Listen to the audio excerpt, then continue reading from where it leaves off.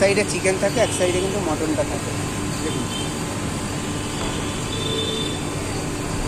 গরমের মধ্যে, সব থেকে গরমের মধ্যে বেশি কষ্টের হচ্ছে বিরিয়ানির হাঁড়ি কাটা।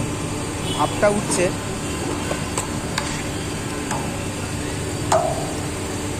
এই হচ্ছে কিন্তু প্রপার রেয়াজি মাটন। দেখুন ধরতে না ধরতে খুলে আছে, বেশি নাচালেই খুলে যাবে। এর কত গ্রাম আছে? 170 গ্রাম। এটাও 170 গ্রামের কিন্তু পিস, দেখতে পাচ্ছেন। আর প্রপার রেয়াজি।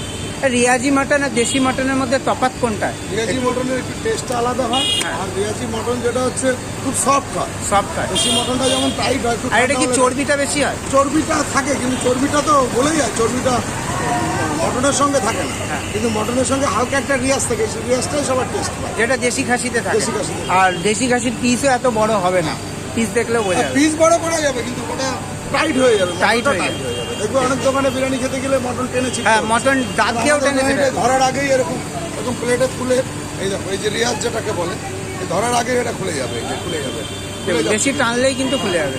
দেখুন এই হচ্ছে পার্থক্য, তাই তো? মানে দেশি মটনটা টাইট হয় বেশি, রেয়াজিটা খেতে টেস্ট মানে জিভের সঙ্গে মিশিয়ে একদম ধরলেই খুলে যাবে। দেখুন এই হচ্ছে কিন্তু পার্থক্য।